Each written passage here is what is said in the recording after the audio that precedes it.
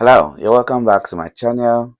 My name is Ephraim and I speak about personal finance and career. Today I'll be speaking about personal branding. This is one topic that I'm very passionate about, and because half of your professional life is creating an impression, how people view you, not just the quality of the work you do, but how it is perceived by others. And how people see you and perceive you is all about personal branding. There's a way you can project yourself that speaks to the other person how you want to be seen, rather than how they make an assumption about you and conclude of the type of person that you are. So in this series, I'm going to break it down as usual into three different parts. The first part, I'll be speaking about building a personal brand that attracts employers. Of course, you need that one if you are thinking of changing jobs or just having a personal brand that would attract anyone, as you journey in your professional life. The second one, I'll be speaking about how to build a professional LinkedIn profile. LinkedIn is one of the most important online presence you can have as a professional. It's come to stay, and the earlier you buy in on it and create a profile that can attract anyone, then the better for you. So I'll be speaking on how to get the best out of creating a powerful LinkedIn profile. And the third one, I'll be speaking around how soft skill can help in the journey of your personal branding. So those are the three areas I'll be speaking about, and I'll just dive right into the first one, how to create a personal brand that attracts employers. So how do you create a personal brand that attracts employers? Now, the idea I want you to have really is you. Think about you. When you think about you, what comes to your mind? What do you think about yourself? Maybe I can help you a little bit. When you think about yourself, what skill stand out for you? What is your main point that when people think about you, they say, oh, this person is this. For me, for example, when people think about me, really, they think about books professionally. They think about audit professionally. So these are the things that people think about a writer, YouTuber, if you like, since I'm doing this video. So these are all things that people, or impressions that people have when your name is mentioned. Another example, maybe a popular one.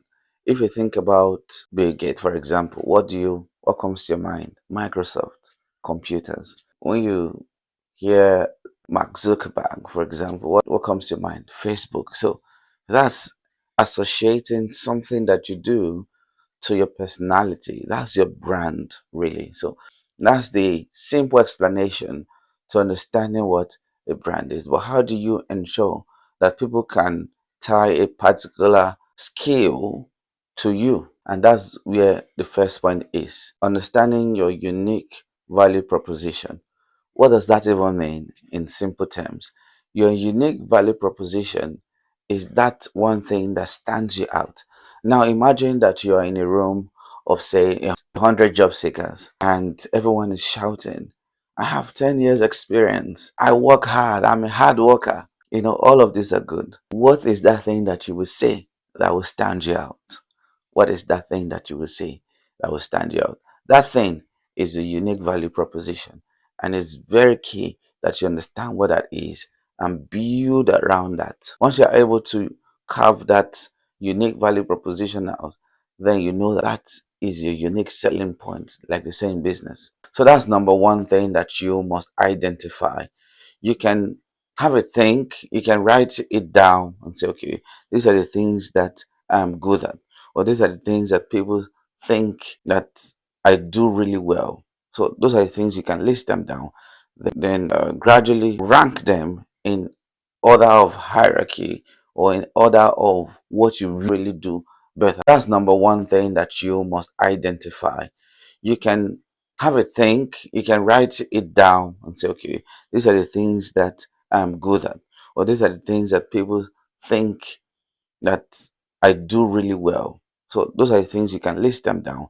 Then gradually rank them in order of hierarchy or in order of what you really do better than others. That would be your unique value proposition. So that's number one.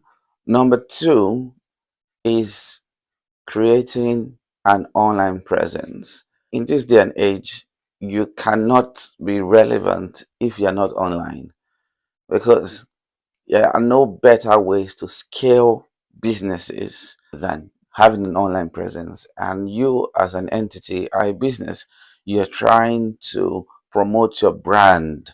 So you must, as a miss, as a need of a professional, be out there where people can see you and Google you and see your profile. Now, a lot of people have said, oh, maybe you need to get a website. Others have said maybe you just need a platform that showcases your skills or things that you're known for. Any which one is fine. But I like the idea of a website because you can just have a simple one pager that highlights all the skills that you have, uh, fine pictures, beautiful backgrounds.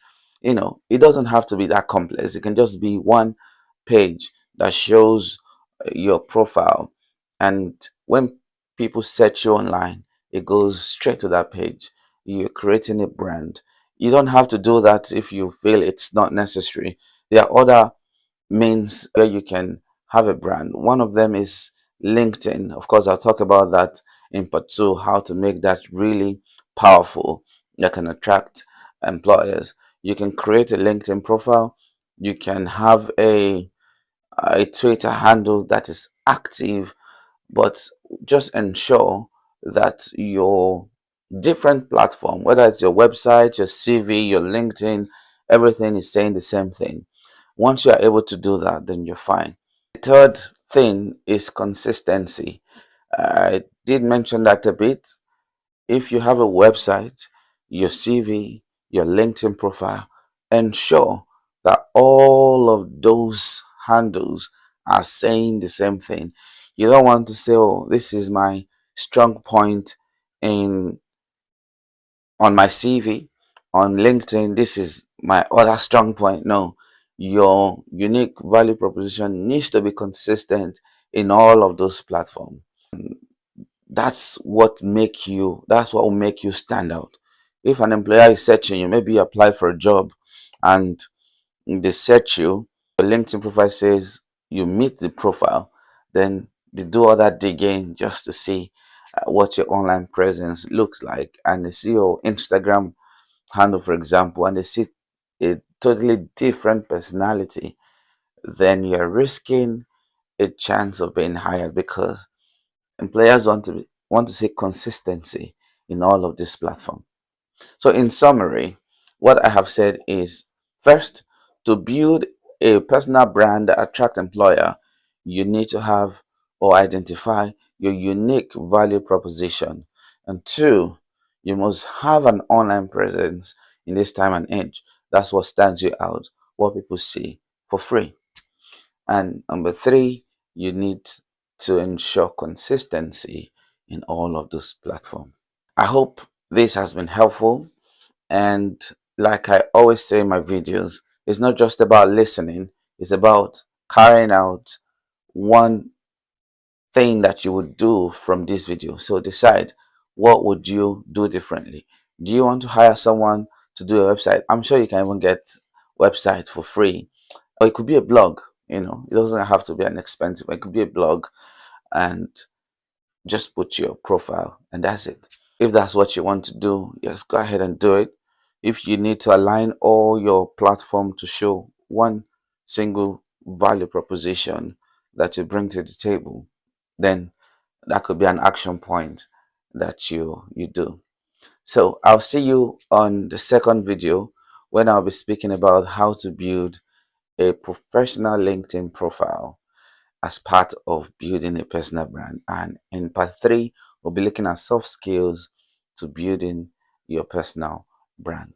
Until next time, I am Ephraim Onuigwe, and I'll see you in the next video. Bye bye.